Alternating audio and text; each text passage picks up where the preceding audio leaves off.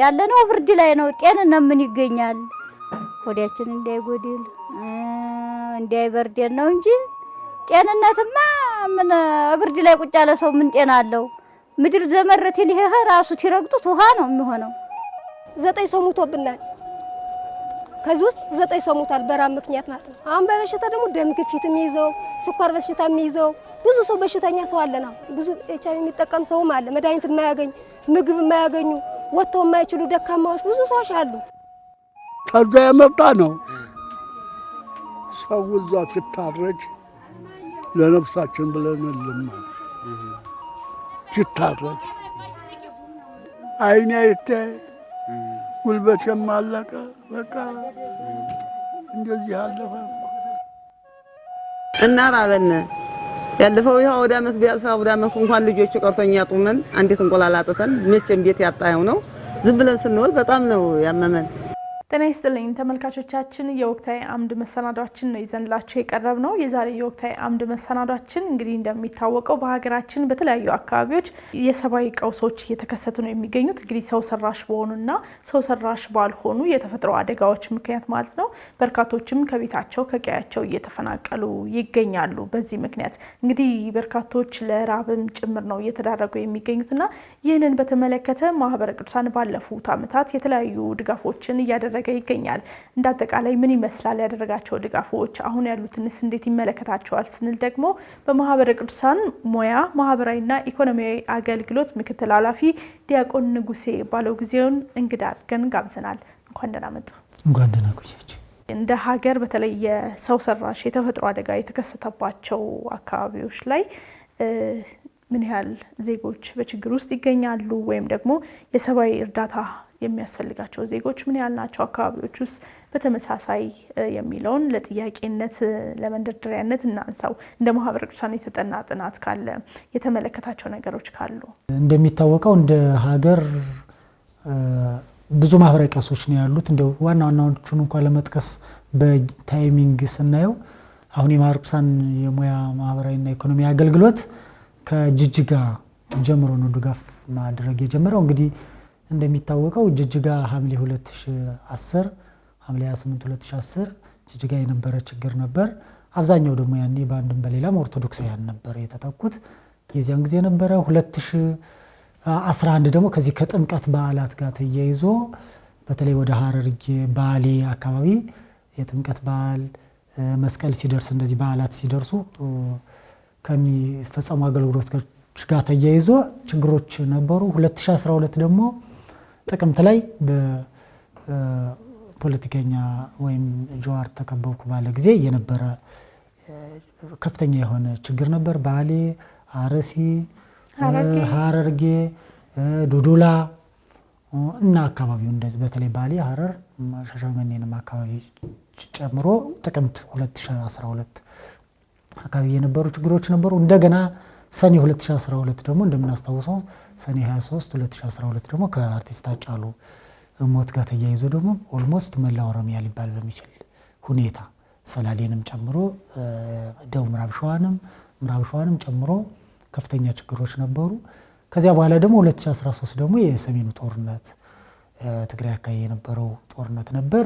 እንግዲህ የሰሜኑ ጦርነት ሲባል አፋርን፣ አማራ ክልልን፣ ደብረ ብርሃን እዚህ አዲስ አበባ ድረስ ኦልሞስት ደብረ ብርሃን ድረስ ነው የነበረው ችግሩ። የተፈናቀለው ሰው እዚህ ከተማ አዲስ አበባ ድረስ ነው ዲስፕሌስ ያደረገ የነበረው።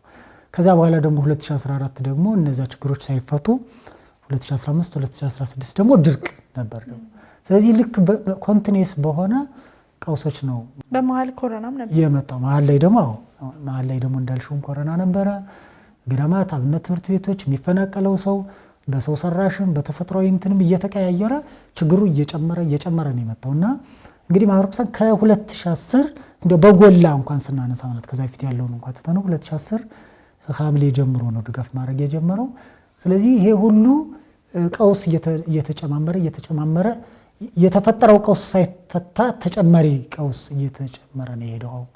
ስለዚህ በዚህ ሁኔታ ነው ችግሮቹ የመጡት። እንግዲህ እንደ ዋና ተፈናቃዮችና ችግር ያለባቸው ቦታዎች እንደው ሃይላይት ለማድረግ እንኳን ለምሳሌ የደብረ ብርሃን ብዙ ሰው የሚሰማው ነው። የደብረ ብርሃን ተፈናቃይ ማለት ደብረ ብርሃን ማለት አሁን ባለው 3 ካምፕ ነው ያለው። ወይንሸት የሚባል ካምፕ አለ፣ ቻይና የሚባል ካምፕ አለ፣ እንደገና ባቄሎ የሚባል ካምፕ አለ። እነዚህ እንግዲህ ዶዶላ ቅድም እንዳነሳሁት ደብረ ብርሃን ማለት ከ2012 ጀምሮ ተፈናቃይ ተቀብሎ ወይም ተፈናቃይ ያለበት የ2012 ጀምሮ ያለ ማለት ነው። 2012 ከዶዶላ የተፈናቀሉ ነበሩ። ከዚያ በኋላ ደግሞ ወለጋ ከሚባሉ ዞኖች ከምዕራብ፣ ከምስራቅ፣ ከሆሮ ጉዱሩ እሱ ብቻ አይደለም ከምዕራብ ሸዋም አለበት። የዚህ አምቦ ሳይድ ያለበትም ደግሞ ምዕራብ ሸዋ የሚባለውም ዞን አለበት። የወለጋ ተፈናቃይ ብቻ አይደለም። በኋላ ደግሞ ጦርነቱ ባመጣው ችግር ደግሞ 2013 አካባቢ ልክ ከኮምቦልቻ፣ ከደሴ፣ ከወልዲያ አካባቢ ከነበረው ደግሞ የመጣም ሰው አለ። ስለዚህ ይሄ ሁሉ ሰው በአንድም በሌላም የሚበዛው ግን በእርግጥ የወለጋና ከኦሮሚያ አካባቢ የመጣው ነው። እንግዲህ ኦልሞስት 20 ሺህ አካባቢ ይጠጋል። ይሄ ማለት ካምፕ ውስጥ ያለ ብቻ ሳይሆን ተበታትኖም ያለ ከተማ ውስጥ አለ። ተፈናቅሎ መጥቶ ግን አንዳንዱ ተከራይቶ ምን ብሎ የጉልበት ስራ ምንም እየሰራ የሚኖር እንደዚህ ብትንተን ብሎ ያለ አብነት ተማሪዎች ለምሳሌ ካህናት ወደ ከተማው ዲስፕሌስድ የሆኑ ስለዚህ ኒርሊ ከ20 ሺህ ያላነሰ ሰው ነው እዛ አካባቢ ያለው።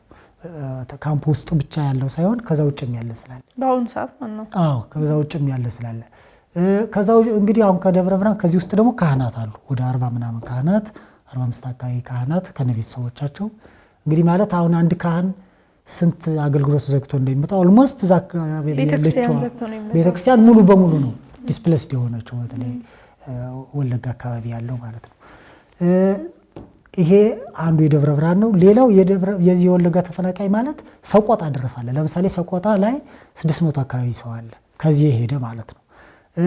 ወደ ሀይቀ እስጢፋኖስ፣ ጃራ፣ ቱርክ የሚባሉ ተፈናቃይ ጣቢያዎች አሉ።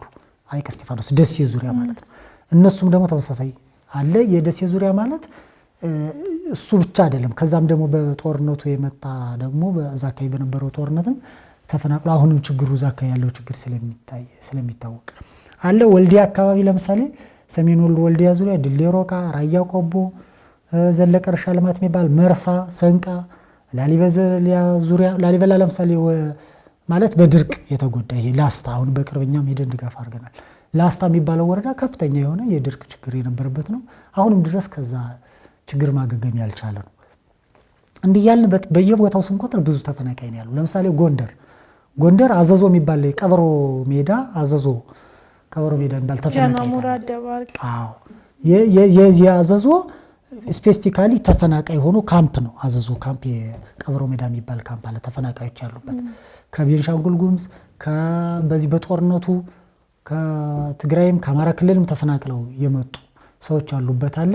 የሰሜን ጎንደር የጃናሞራ የደባርቅ የጠለምት ደግሞ ስፔሲፊካሊ በድርቅ ነው ደግሞ ያኛው። ስለዚህ ያ እንግዲህ አምናምታቻም ነው በተደጋጋሚ ሲነሳ እንደነበረው አሁንም ከዛ ችግር ማገገም ያልቻለ ድርቅ ማለት እንግዲህ ገበሬ ያው በአመት አንዴ ነው የኛ ሀገር የአግሪካልቸር እንደሚታወቀው። ስለዚህ አንድ የክሮፕ ሲዝን አላመረተም ማለት ኦልሞስት 2 አመት ነው የሚጎዱት ማለት ነው። ስለዚህ ዘንድሮ ያመረቱትን ነው ለሚቀጥለው አመት የሚመገቡ።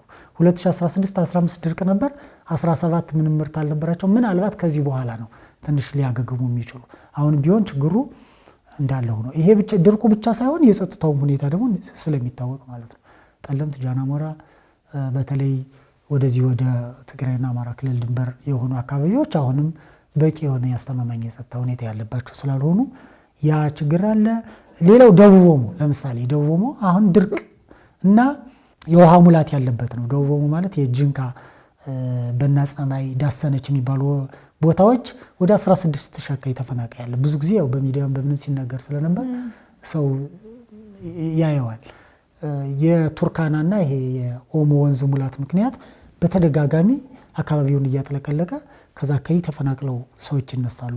የኛም የማህበረ ቅዱሳን ትምህርትና ሐዋርያዊ አገልግሎትም እዛ አካባቢ ፕሮጀክት ኤሪያ ነው እንደሚታወቀው። አዳዲስ አማንያን የምናስጠምቅበት የስብከተ ወንጌል አገልግሎት በስፋት የሚሰራበት ነው። እኛም በባለፈው ሐምሌ ነሐሴ ላይ አካባቢ ሂደን ድጋፍ አድርገናል። ስለዚህ ደቡብ ኦሞም በተመሳሳይ ወደ 16 ሺህ ወገኖች ድጋፍ የሚፈልጉ አሉ። ዋግምራ ቅድም አንስቻለሁ፣ ሰሜን ሸዋ ቅድም አንስቻለሁ፣ ጎንደርን አንስቻለሁ። በዚህ ሰዓት ደግሞ ቤንሻንጉል ጉሙዝ ዳንጉር የሚባል ወረዳ ተፈናቃይ ያለበት ቦታ አለ ዳንጉር የሚባል ከዚህ እዛ አካባቢ ቤንሻንጉል ጉሙዝ እንግዲህ 2011 ጀምሮ ተደጋጋሚ ችግር የሚያጋጥምበት ቦታ ነው። የቤንሻንጉል ጉሙዝ ክልል መተከል ይታወቃል። አሁን ዳንጉር የሚባል ወረዳ ላይ ተፈናቃዮች አሉ። ኦልሞስት ወደ 2003 አካባቢ የሚጠጉ ከነ እንትኑ ሲቆጠር ማለት ነው። ስለዚህ እንዲህ ያለ እንኳን በጣም ብዙ ነው። የትግራይ እንደሚታወቀው አክሱም፣ ሽሬ አሁን ደግሞ ሰሞኑን እየተነሳ ያለው የህፃጽ ማይሙድ የሚባል ሌላ ቦታ መቀሌ ኮሃ የሚባል ቦታ ላይ ተፈናቃዮች አሉ።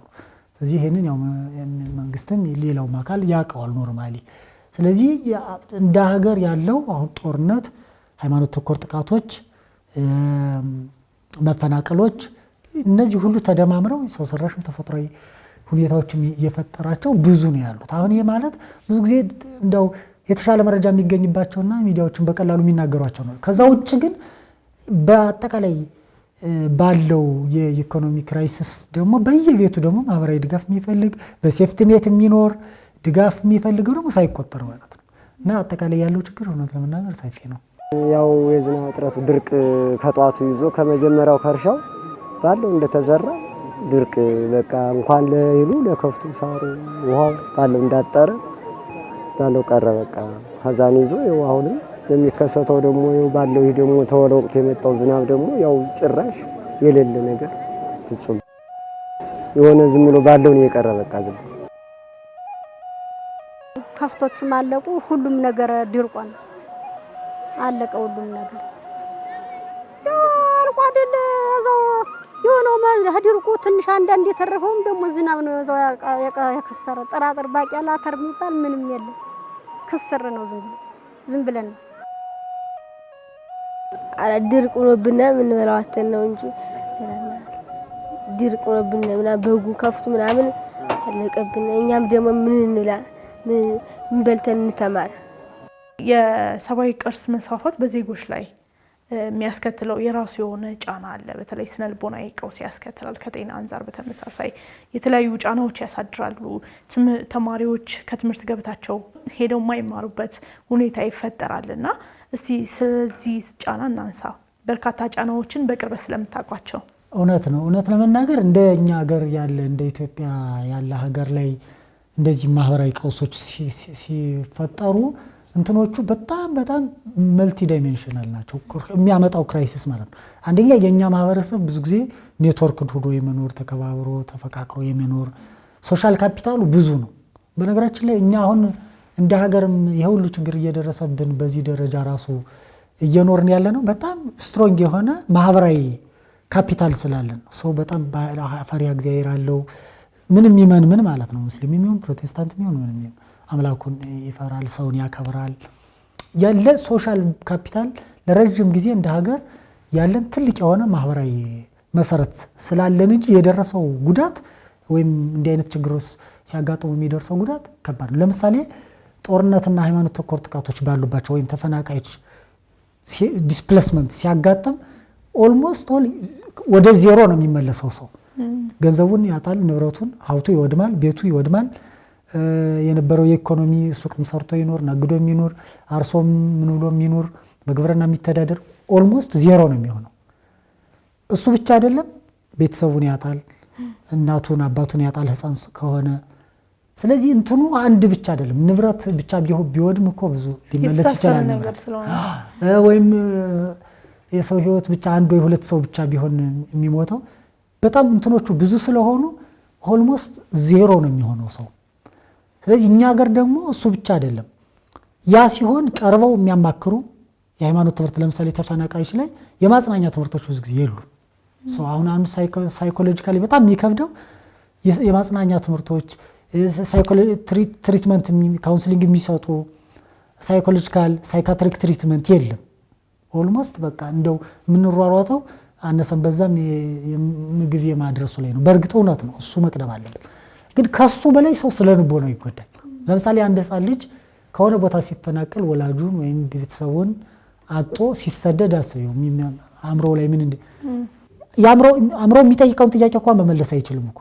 አሁን እኮ እኛ ደብረ ብርሃን ወይም ሌሎች ቦታዎችም ወደ ጎንደርም ወደ ተፈናቃይ ጣቢያዎች ላይ ስትሄድ በየቦታው ትግራይም አንዱ ህፃናት የሚያነሱ ለምን እንደተፈናቀሉ እንኳን ለምን እዛ ኢቨንት ውስጥ ወይም እዛ ሁኔታ ውስጥ እንዳገኙት ራሳቸውን እንኳን መመለስ አይችሉም። በጣም ከባድ የሚሆኑ ማለት ነው። አሁን እንዲህ አይነት ቀውሶች ለዛሬው ብቻ አይደለም መስራት ተረባርበን መስራታችን ነገ ለሚመጣው የባሰ ጠባሳ ያንን እንኳን ለመቀነስ ነው። ነገ ለሚመጣው ትውልድ መመለስ ይቻላል። ስለዚህ ሀብት የነበራቸው ንብረት የነበራቸው ለሌላው እኮ ይተርፉ ነበር። ለምሳሌ የዛሬ 2 ዓመት አይደል የደብረ ብርሃን ላይ ሄደን ታስታውሽ ከሆነ የበዓል ዝግጅት የሰራ ነው። ስንጠይቃቸው እኮ እንኳን ለበዓል አይደለም እንኳን ትንሳኤ እንኳን ልደት እንኳን መንፈሳዊ በዓላት መጣው አይደል በኖርማል ጊዜ እንኳን እንግዳ ተቀብለው ለብዙ ሰው የሚተርፉ ለተቸገሩ የሚደርሱ ሰዎች ናቸው። ችግርን እንኳን የማያውቁት ሰዎች ናቸው የሚፈናቀሉ።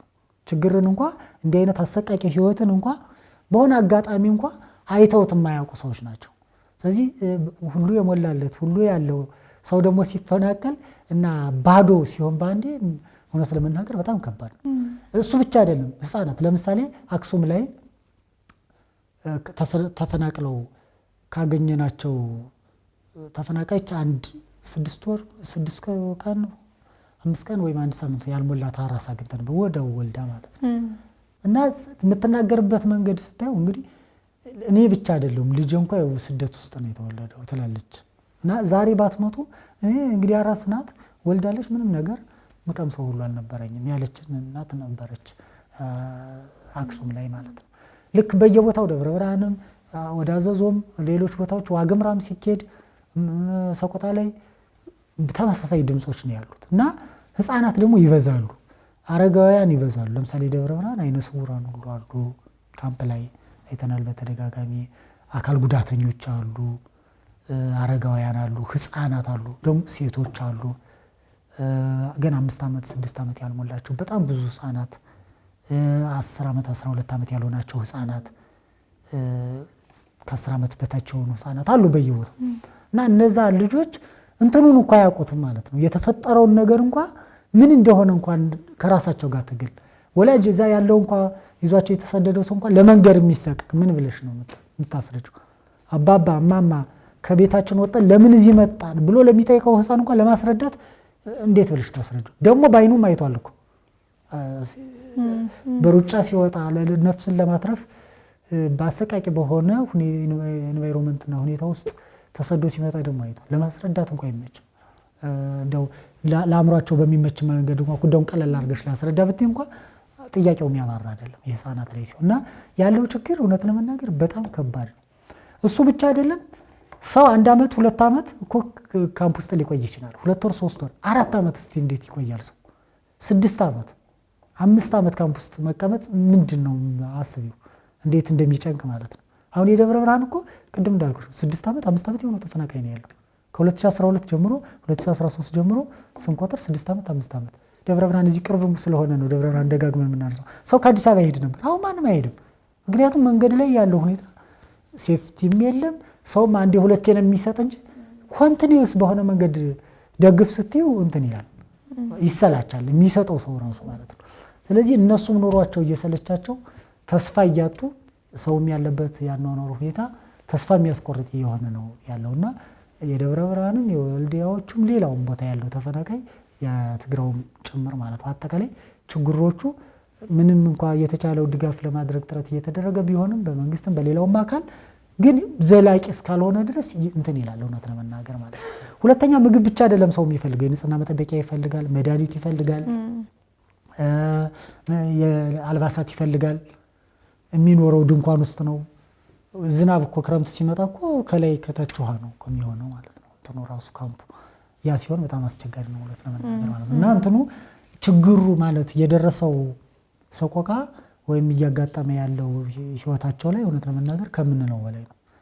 ማህበረ ቅዱሳን በተለይ ችግሩ በተስፋፋባቸው አካባቢዎች ላይ አስፈላጊውን ድጋፍ ከማድረግ አኳያ እንግዲህ እንደሚታወቀው ያው ከተለያዩ መልካም ሰዎች ወይም ደግሞ በጎ አድራጊ ግለሰቦች በሚያገኘው ነገር ማህበሩ ሰፋፊ ድጋፎችን ሲያደርግ ስለሚታወቅ ድጋፎችን ከማድረግ አኳያ በየትኞቹ አካባቢዎች ላይ ድጋፍ ማድረግ ተችሏል? እንደው ምን ያህል ሰዎችን መድረስ ተችሏል ባለፉት ዓመታት? እውነት ለመናገር እንደ ማህበረ ቅዱሳን ያልሄድንበት ቦታ የለም። እንግዲህ ምናልባት በዚህ ዓመት የሄድንበት ወይም 2017 የሄድንበት 2018 ላንሄድበት ይችላል። ምክንያቱም ኢመርጀንሲ ስለሆነ ኖርማሊ የሚደረገው ድጋፍ ኢመርጀንሲ ስለሆነ ሁሉም ችግር ላይ ቢሆን እንኳን ከችግር ታስቀድሚያለሽ። ለምሳሌ ህፃናት የሚበዙበት አረጋውያን የሚበዙበት የተለየ ፕሮብለሙም በዛው ልክ ችግሩም ይካፋል። አንዳንድ ቦታ ደግሞ በቁጥርም ብዙ ተፈናቃይ የሚኖርበት በድጋፍ ደግሞ ድጋፍ የሚያደርጉ መንግስትንም ጨምሮ ድጋፍ የሚያደርጉ አካላት ግብረሰናይ ድርጅቶችንም ጨምሮ አንዳንዱ በቂ ሁኔታ የማይደርስበት ወይም ብዙ ሰው ሂዶ ያላየው ሊሆን ይችላል እንጂ ሁሉም ጋር ደርሰናል። ለምሳሌ ቅድም እንዳልኩት ደብረ ብርሃን ባለፉት ዓመታት በአመት 2-3 ጊዜ ሄድንባቸዋል። ጎንደር አዘዞ ቅድም እንዳነሳሁት 2017-16 በተደጋጋሚ ሄደናል። ሰቆጣ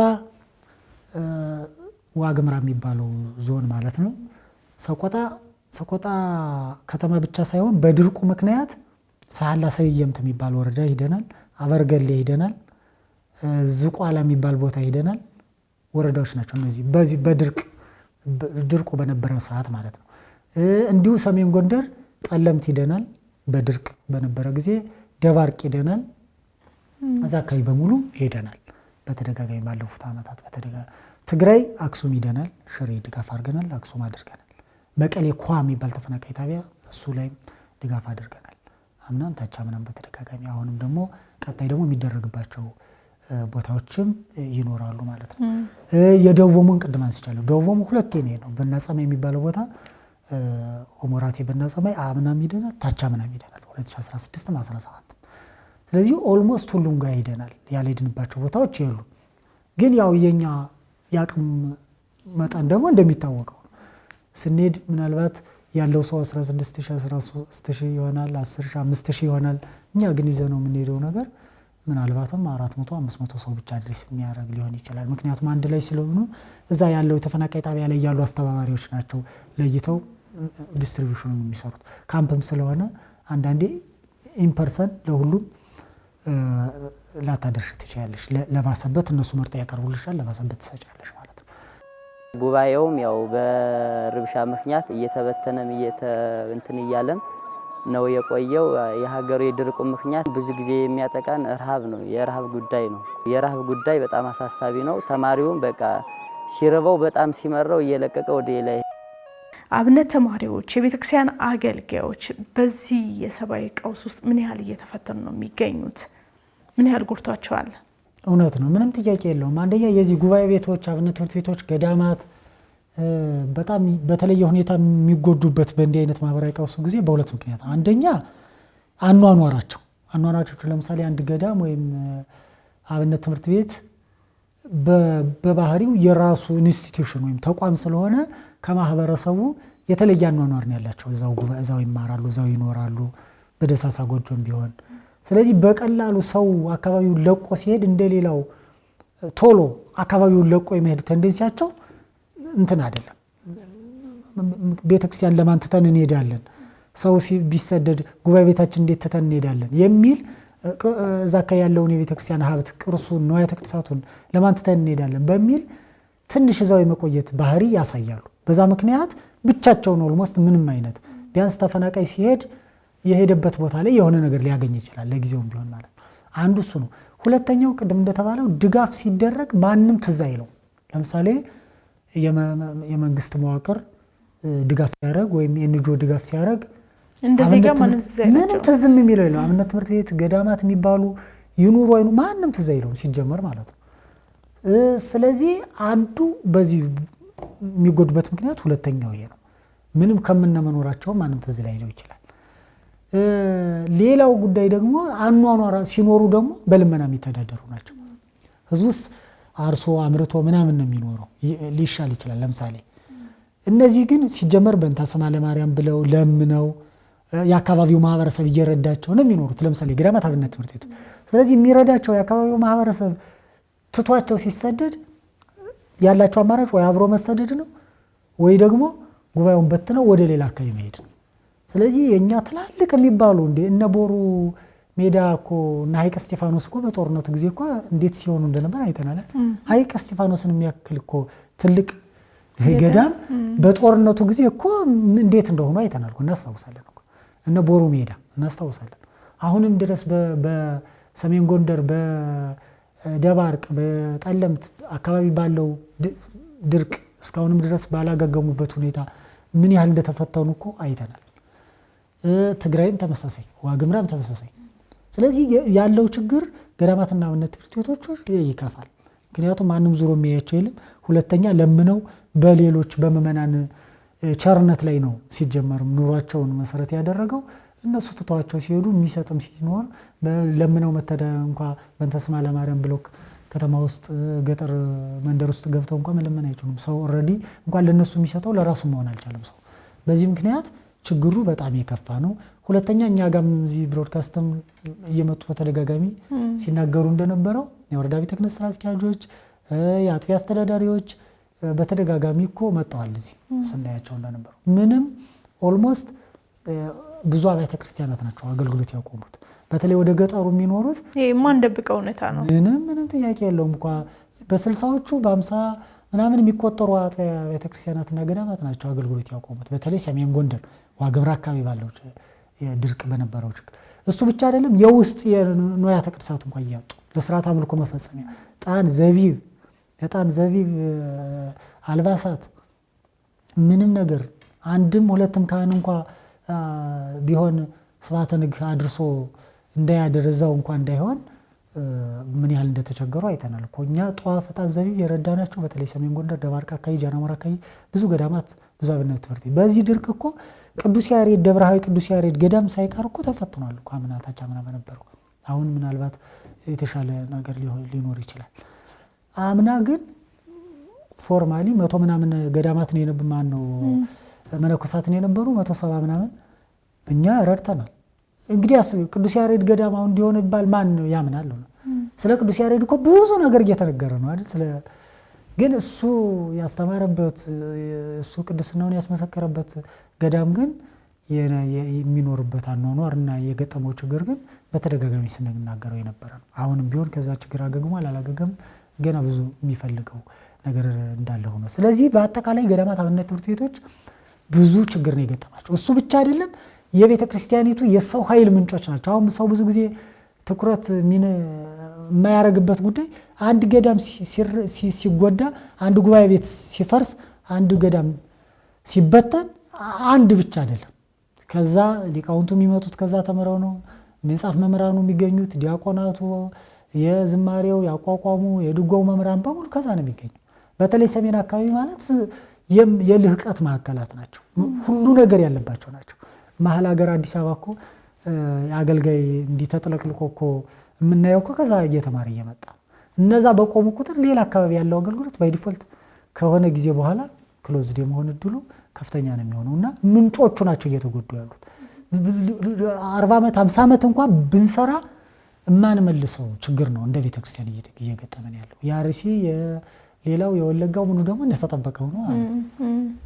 ወቅቱን ያልጠበቀ አብዛኞቹን ቆላ በመሆናቸው ዳጉሳውም ጤፉም ታጭዶ በወቅቱ ነው የቀረው፣ ማሽላውም ባለው ነው የቀረው። ስለዚህ በጣም በርካታ ገዳማቶች በዚህ በሰሜኑ ታሪካዊ የሆኑ ገዳማቶች አሉና በእነሱ ዘንድ አሁን በጣም ታላላቅ ችግር እየደረሰ ነው። ከአንዱ ገዳም እንኳን ቢያንስ እስከ 150 እስከ 200 መናኝ አለበት። ከፍ ያሉት ደግሞ 500 800 እነዚህ እነ ሰቋር ዋልድባ እነ ዳንሻ እነ አብረንታንት እዛ በኋላ እነ ጣና ቅዱስ ያሬድ እነ መካነ ቅዱሳን ዱር አንበሳ ኪዳነ ምሕረት እነ መካነ ቅዱሳን አዳራሪ ቅዱስ ጊዮርጊስ ሌላም ታላላቅ ገዳማቶች የምንላቸው በመጠኑ ያሉት ደግሞ በደብርም በገዳምም ያሉት ብዙ አገልጋይ እያጡ በጣም እየተቸገሩ ያሉበት መንገድ ላይ ነው። ምእመናኑ ይደግፋቸው ነበር፣ ይህል ያወጣጣ ነበር። ገበሬው ለነሱ አይደለም ወርዶ እየጫነ ወስዶ ይሰጥ ነበር። አሁን ግን እንኳን ምእመናኑ ለነሱ የሚሰጥ ለራሱ የሚበላው አጥቷልና በዚህ ውስጥ ያሉ አገልጋዮች፣ መነኮሳት፣ ካህናት፣ አባቶች፣ ዲያቆናት እኒ ሁሉ እየተቸገሩ ነው ያለና በዚህ ነው ችግሮች እየተደራረቡ መምጣታቸው እየተስፋፉ መምጣታቸው በእናንተ በምታደርጓቸው ልዩ አገልግሎቶች ወይም ድጋፎች ላይ ምን ያህል እንቅፋት ፈጥረዋል? የማህበራዊ ቀውሶች ወይም ሶሻል ክራይሲስ በሰው ሰራሽም በተፈጥሯዊ በሆነው መንገድ ባናት መጨመሩ ድጋፍ ለሚያደርጉ አካላት በጣም ነው የሚፈትነው እውነት ለመናገር። አሁን ደብረ ብርሃን ሰሞኑን በማህበራዊ ሚዲያ ምናምን የትግራው እንደ አዲስ እየተወራ ነው አይደል? ግን እነዚህ ሰዎች እኮ 4 ዓመት 5 ዓመት ያለፋቸው ናቸው። ጥሩ ነው እንደ አዲስ መወራቱ እውነት ለመናገር ማለት ነው፣ ሰውን ያነቃቃል። ግን በመሀል ተረስተው ነበር። ኦልሬዲ በመሀል በቃ ተረስተው ነው የነበረው። ስለዚህ እኛ ለምሳሌ የደብረ ብርሃንን አሁን ተፈናቃይ ስናነሳ የደብረ ብርሃን ተፈናቃይ ቢመለስ ኖሮ ወይም ቢቋቋም ኖሮ እኮ አሁን ደብረ ብርሃን ይሹ አይሆንም ነበር።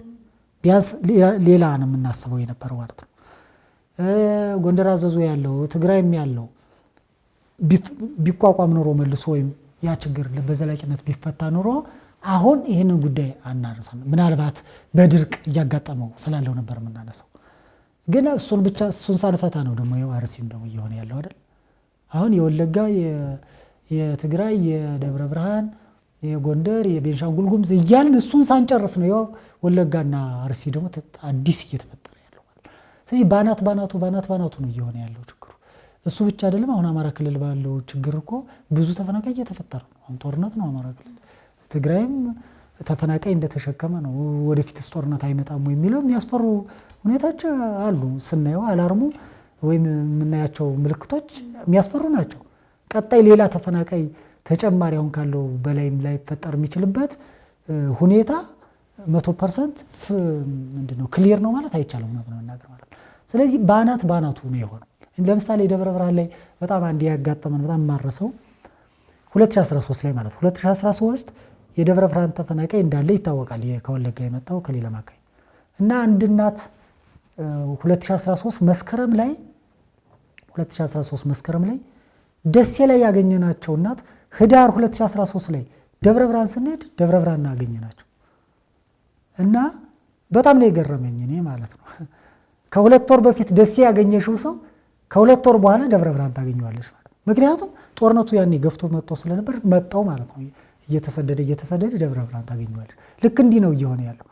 ስለዚህ አሁን እንግዲህ የወለጋ ተፈናቃይ ሰቆጣ ድረስ ነው ሄደው ምን ያህል ሀይቅ እስጢፋኖስ ድረስ ነው ሄደው ጂኦግራፊካሊ ራሱ ምን ያክል ሩቅ እንደሆነ ድሌ ሮቃ የማይጨው ተፈናቃይ ድሌ ሮቃ ድረስ ነው ሲመጣ የምታገኘው።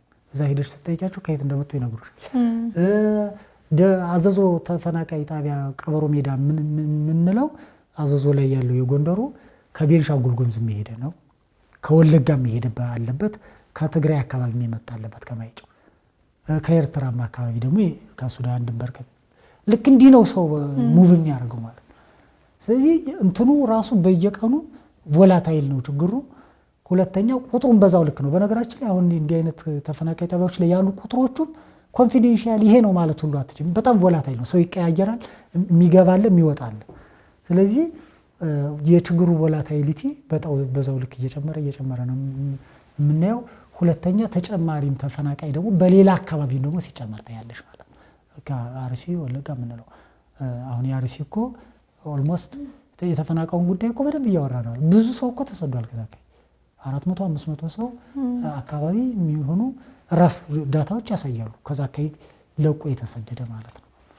እና ቁጥሮቹ በየቀኑ ነው እየጨመሩ የሚሄዱት። ለዛ ነው አንዱን ችግር ፈተነው ወደ ሌላው ብንሄድ ኑሮ እውነት ለመናገር ችግር አልነበረው። ግን አንዱን ችግር ሳንፈታው ነው ባናቱ ቅድም እንዳልኩት ሃይማኖት ተኮር ጥቃት፣ ጦርነት፣ ከዛ ድርቅ፣ እዛው ደግሞ ጦርነት እያለ ማለት ነው። እና ችግሩ እውነት ለመናገር ከባድ ነው። እነዚህ ችግሮች ያው እንደሚሉት ከሆነ በጣም እየተሳፉ ነው ያሉትና በተለይ ማህበረ ቅዱሳን ይህንን ችግር በመረዳት ስትራቴጂያዊ እቅድ ማቀድ ችሏል ወይስ ደግሞ ባለበት ነው እየቀጠለ ድጋፎችን የሚያደርገው? አዲስ ነገር ይዟል? እውነት ነው። እውነት ለመናገር ሁኔታዎች ቢፈቅዱ ኢመርጀንሲ ትንሽ ቢረጋጋ ኑሮ መልሶ ማቋቋም ስራ ነበር። እኛ ሞክረን ነበር መልሶ ማቋቋም። በጣም ኢንቨስትመንቱ ትልቅ ነው፣ ምንም ጥያቄ የለውም። ግን መልሶ ማቋቋም ማለት ለምሳሌ ቤት ሊሆን ይችላል የምትሰሪው፣ ንግድ ወይም የሚተዳደሩበትን ስራ ሊሆን ይችላል ለመመለስ ጥረት የምታደርጊው። እሱ በሁለት መንገድ ከባድ ነው። አንደኛ አሁን ያለው ችግር እሱ እንድታስብ የሚያደርግሽ አይደለም። ምክንያቱም ሰው በልቶ ማደር ካልቻለ የዕለት ምግብ ካላገኘ ድጋፍ የሚያደርገውም አካል ስለሌላው ከፍ ስላለው ጉዳይ ሊያስብ አይችልም። ተረጁም ራሱ በልቶ ማደር ካልቻለ ስለሌላው ጉዳይ ወይም ከፍ ስላለው ስለመልሶ ማቋቋም ሊያስብ አይችልም። ስለዚህ መልሶ ማቋቋም ከባድ የሚሆነው በዚህ ምክንያት ነው። አንደኛ ችግሩ አዳዲስ ኢመርጀንሲ ወይም አዳዲስ አስቸኳይ ድጋፍ የሚፈልግ ማህበረሰብ እየተፈጠረ ባለበት ሁኔታ ስለ መልሶ ማቋቋም ልታስቢ በጭራሽ የምትችይበት አውድ አይኖርም። ሁለተኛ ተረጂውም በራሱ መልሼ ላቋቁም ብለሽ የምታስቢበት ሁኔታ ላይ አይደለም ያለው። ለምሳሌ የደብረ ብርሃንን ተፈናቃይ እኮ መልሰሽ ለማቋቋም እኮ ቦታ መኖር አለበት። የት ሄዶ ነው የሚሰፍረው አይደል? መልሶ ማቋቋም ስንል የሆነ ቦታ ሄዶ መስፈር አለበት። እንደዚህ ሙከራዎች እኮ ነበሩ፣ ተሞክሯል። በመንግስትም እኮ መልሶ ለማቋቋም በተለይ ደብረ ብርሃን አካባቢ የሆነ ጥረቶች ነበሩ። ግን ብዙ ሰው ሴፍ ስላልሆነ ተመልሰሽ ሄድ እዛ ቦታ ላይ ስትይው እዛ ቦታ ላይ ሲሄድ ሴፍቲ ካልተሰማው እንዴት ተመልሶ ሊሄድ ይችላል? እውነት ለመናገር ሌላ አካባቢ ካልወሰድሽው በቀር ማለት ተመልሰህ ወለጋ ተመልሰህ እዛ ቦታ ላይ ሂድ ስትይው ድጋሚ ያለመገደሉን ድጋሚ ያለመፈናቀሉን እዛ ሲሄድ ደግሞ ዋስትና መሆን አለበት። ዋስትና መሆን አለበት። ሁለተኛ ምንስ አለው? ቤት ተሰርቶለታል፣ ንብረቱ ተመልሷል፣ የንግድ ተቋሙ ተመልሷል። ምኑ ላይ ነው ሄዶ የሚቋቋሙ? እኮ በአየር ላይ ዝም ብለህ ተመልስ የሚል ሁኔታ ሊኖር አይችልም። እንደዛ ሰውም ደግሞ ቢመለስም እንኳን ሴፍ አይደለም። ለዛ ነው እንጂ ሙከራዎች እኮ ነበሩ። በተለይ መንግስት ሞክሯል ለማቋቋም እንደዚህ፣ ግን ብዙ ሰው አልተመለሰም። ምክንያቱም ለመመለስ የሚያስችል በቂ ሁኔታ ነገር ስለሌለ ማለት ነው። ስለዚህ እኛም መልሶ ማቋቋም ላይ ያልሰራ ነው በዙ ምክንያት ነው። ሁለተኛ ኢንቨስትመንቱም ትልቅ ነው። የአንድ ሰው ቤት ለምሳሌ ዶዶላ ላይ እኛ መልሶ ለማቋቋም ሞክረናል። የዛሬ 3-4 ዓመት አካባቢ ዶዶላ ተደጋጋሚ ጥቃት የደረሰበት ስለነበር፣ ግን አንድ ትንሽ ቤት እንኳን 3-4 የሆነች ክፍል እንኳን ሰርተሽ ለመስጠት ቤቱ ለወደመበት ሰው 1 ሚሊዮን ብር 2 ሚሊዮን ብር ሁሉ ላይ በቀር ይችላል አሁን ባለው ኮስት ማለት። ያ ማለት ካልኩሌት ስታደርጊው በጣም ከባድ ነው እውነት ለመናገር ማለት ነው። የሚታሰብም አይደለም። ግን ባይሆን በጊዜያዊ ሸድም ቢሆን እንኳን አንስቶ ቦታ መቀየር ይቻላል። ለምሳሌ ደብረ ብርሃን እዛው ላይ 4 ዓመት 3 ዓመት አንድ ካምፕ ላይ ከሚቆይ ይልቅ የተሻለ ሸድ ተሰርቶለት ወደ ሌላ ቦታ እርሻ ወደሚሰራ ራሳቸው ሰርተው ወደሚቀየሩበት ሁኔታ ካልመለስችው በቀር ሰውን ባለበት ሁኔታ መልሶም ለማቋቋም አልተቻለም። ለዛ ነው እዛው ላይ ኢመርጀንሲው ላይ ነው ጥረት እየተደረገ ያለው እውነት ለመናገር። በጎ አድራጊ ምዕመናኖች አሉ። ከነዛ በተጨማሪ በሀገር ውስጥም በውጭም ማለት ነው። ከነዛ በተጨማሪ ከማን ጋር ስራዎች ትሰራላችሁ? በመርህ ደረጃ ከማንኛውም አካል ጋር ነው የምንሰራው። ምክንያቱም ድጋፍ ይሄ ማህበራዊ ድጋፍ ወይም ኢመርጀንሲ ድጋፍ በባህሪው ሂውማኒቴሪያን ነው። አሁን ሰሞኑ ሚዲያ ላይ ብዙ ነገሮች ሩመሮች እንሰማለን። ከከሌ እንደዛ አይደለም እውነት ለመናገር ማለት ምክንያቱም ሂውማኒቴሪያን በዲስፕሊኑ ሰብአዊ ድጋፍ ከነሱም እኮ ሰብአዊ ድጋፍ ነው የሚባለው። ሰብአዊ አስቸኳይ ድጋፍ ያደርጋል ተብሎ ከሚታሰበው በጎ ካሰበው ሰው ጋር ሁሉ የሚሰራ ነው። የሃይማኖት ልዩነት የለበትም፣ የዘውግ ልዩነት የለበትም፣ የእድሜ ልዩነት አይስተናገድበትም። መህሩሁም እንደዛ አይፈቅድም። ግብረ ሰናይ ድርጅቶች ኤንጂኦ የሚባለው እኮ ለዛ ነው። በጎ አድራጎት አይደለም። አንድ ተቋም እኮ በጎ አድራጎት ተቋም ነው የሚባለው ከነሱ ነው። በጎ አድራጊ ከሆነ ለምንድን ነው ሲጀመር ከሌ እያለ ልዩነት የሚፈጥረው? እንደዛ ህጉም አይፈቅድም፣ አሰራሩም አይፈቅድም። ስለዚህ እኛ ከማንኛውም አካል ጋር በትብብር እንሰራለን። ለምሳሌ ድጋፍ ማድረግ የምንሄድባቸው ቦታዎች ሲኖሩ የመንግስት አካል እናስፈቅዳለን፣ ትብብር ይደረግልን፣ እዚህ አካባቢ ድጋፍ እናደርጋለን ብለን ፎርማሊ እንነጋገራለን፣ ደብዳቤ እናጽፋለን። ትብብር አድርጉላቸው፣ ድጋፍ የሚያደርጉ አካላት ይመጣሉ ተብሎ ትብብር ይደረጋል። ማንኛውም አካል ይፈቅዳል ማለት ነው። የመንግስት አካልም ያንን ስታረጊ እስካሳወቅሽው ድረስ ይፈቅዳል። ሁለተኛው ደግሞ በምዕመናን አብያተ ክርስቲያናት በውጭ አሉ። ለምሳሌ አሁን እኛ አጥቢያ ቤተ ክርስቲያናት አሉ፣ ሀገር ውስጥም ውጭም ምዕመናን አሉ፣ ማህበራት አሉ፣ ሰንበት ትምህርት ቤቶች አሉ፣ ጽዋ ማህበራት፣ ሰንበት ትምህርት ቤቶች፣ በተለያየ አደረጃጀት ያሉ ብዙ ማህበራት አሉ። እንደሚታወቀው ቤተክርስቲያን ላይ ሲግኒፊካንስ የሆነ ስራ ለመስራት ነው እንጂ ችግሩ በቁጥር እኮ ብዙ አካል አለ። ስለዚህ እኛ በተለይ ውጭ ያሉ ማህበራት፣ ሰንበት ትምህርት ቤቶች፣ የማርክሳን መዋቅራት ይሳተፋሉ። ሀገር ውስጥም ምዕመናን ማህበራት፣ ሰንበት ትምህርት ቤቶች ቅድም እንዳልኩት ባለ ድርሻ የምንላቸው።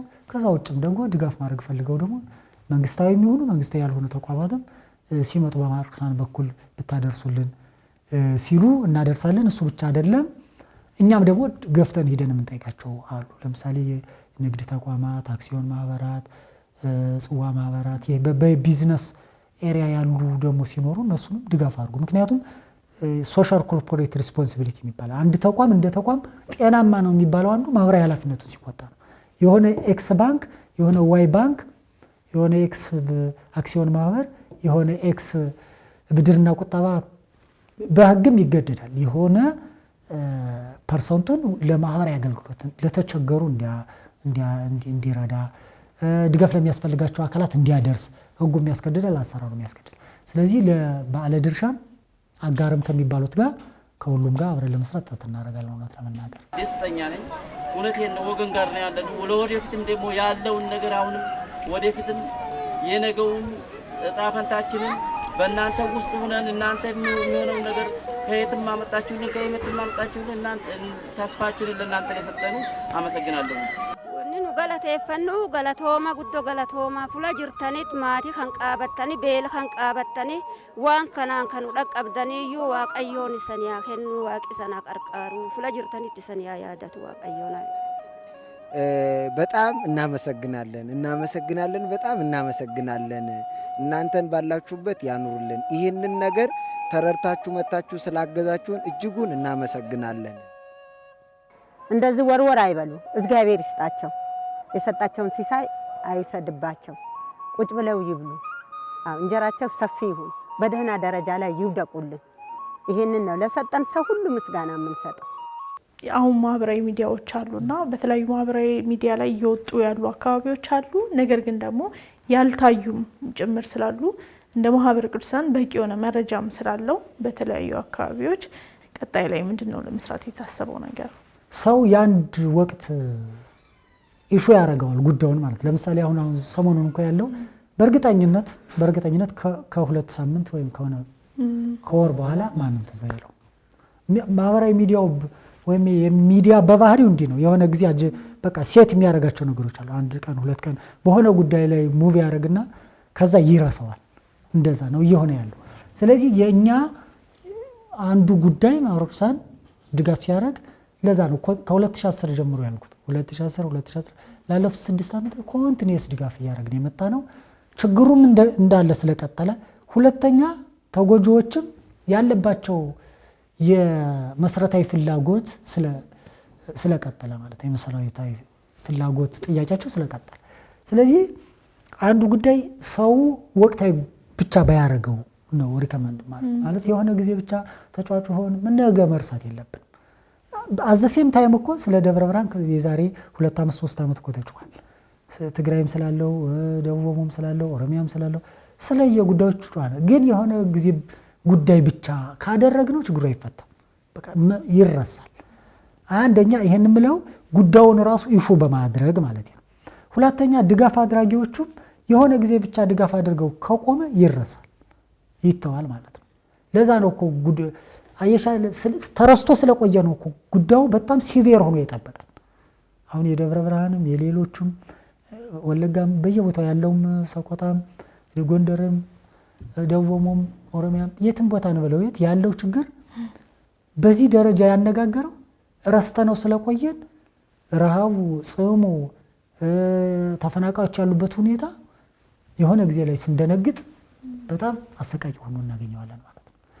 ስለዚህ ያ ነው አንደኛ ይሄ በዚህ ጉዳይ ላይ የሚሰሩ አካላት ጉዳይ ብለው ቢይዙት በተቻላቸው አቅም ባይረሱት ሲነጋገሩ የሚያን ጉዳይ ደግሞ ስናደርገው ዘላቂ መፍትሄ ሊያመጣ በሚችል መንገድ በቃ መልሰን ማቋቋም አለብን፣ ወደ ስራ ማስገባት አለብን የሚል እንቅስቃሴ አብሮ መታከል ቢችል። ሁለተኛ ቅድም እንዳልኩት አለመናበቡ አንዱ ችግሩ ያለ እውነት ለመናገር በቤተክርስቲያን አካባቢ እኔ ብትጠይቂኝ እንደው እዚሁ ላይ እከል የምለው ተቋም እውነት ለመናገር የለኝም ማለት የሆነ ጊዜ አንዴ ሁለቴ ሊያደርግ ይችላል፣ ከዛ በኋላ ይተዋል በቃ። ስለዚህ ዘላቂ የሆነ ጉዳይ ላይ አብረን ተባብረን ብናስብ ማህበራት፣ ሰንበት ትምህርት ቤቶች፣ ጠቅላይ ቤተ ክህነት፣ ሌሎችም አካላት አትሊስት እንኳን ቅድም ያለው ካህናት፣ አብነት ትምህርት ቤቶችን አሁን ደብረ ብርሃን ቅድም ያነሳሁት እኮ 63 አካባቢ ተማሪዎች የተፈናቃይ ልጆች አብነት ትምህርት ቤት የሚማሩ አንሳስ ማርያም ላይ 63 ተማሪ አብነት ተማሪ የካህናት ቅድም 40 ምናምን ያለው የካህናት ሆኗል። 63 ተማሪዎች አብነት ትምህርት ውስጥ እንዲገቡ የተደረጉ በእኛ በደብረ ብርሃን ማዕከል ከኛ ጋር ተነካክረን ያደረግ ግን እነዛ ልጆች ኦልሞስት አሁን ጨርሰዋል ያላቸውን ድጋፍ። አትሊስት ተፈናቃይ ካምፕ እንኳን ከሚውሉ አብነት ትምህርት ቤት ይግቡ ተብለው የገቡ ማለት 63 ተማሪዎች ጥሩ ውጤት እየታየ ነው። ግን በቂ ድጋፍ ስለሌለ ኦልሞስት ተመልሰው እንደገና ወደ ተፈናቃይ ካምፕ የመመለስ እንቅስቃሴ ይታያል። አሁን እሱን ለማለትም ጥረት እያደረግን ነው። እንግዲህ 63 አብነት ተማሪ የተፈናቃይ ልጅ የሆነ 63 አብነት ተማሪ አለ ደብረ ብርሃን ብቻ ማለት ነው። እነዚያ ልጆች እንኳን በቋሚነት ረድቶ ትምህርታቸውን እንዲቀጥሉ ማድረግ አልተቻለም። የካህናቱ የሌሎቹን እያነሳ ነው የሚሰደደውን ካህን ምናምን እንዳለ ሆኖ ማለት ነው።